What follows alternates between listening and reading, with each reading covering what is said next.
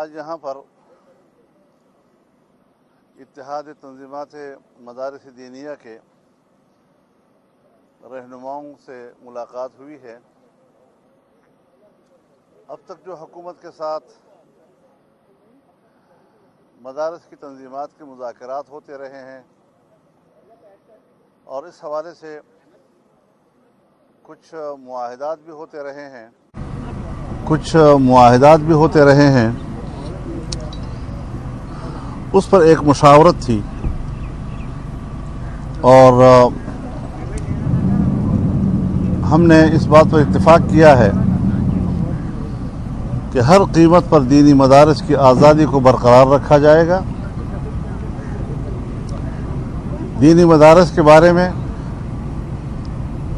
جو مغربی دنیا نے ایک تاثر پیدا کیا ہوا ہے،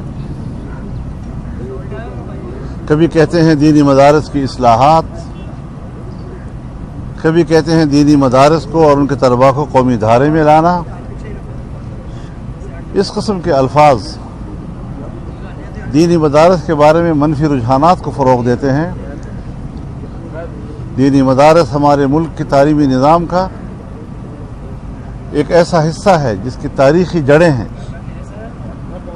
اور وہ کمزور جڑیں نہیں ہیں کہ کوئی ترنے والا سمجھ کر اس کو نگل سکے گا۔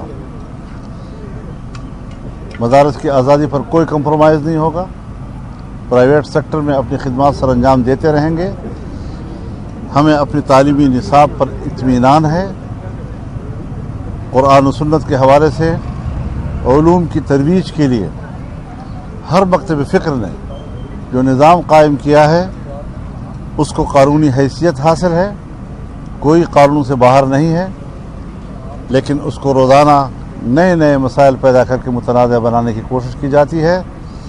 ہم اس قسم کے رجحانات کی تردید کرتے ہیں اور مدارس کی آزادی کے حوالے سے ایک بھرپور مربوط نظام قائم کرنا چاہتے ہیں۔ مولانا صاحب یہ بتائیے گا کہ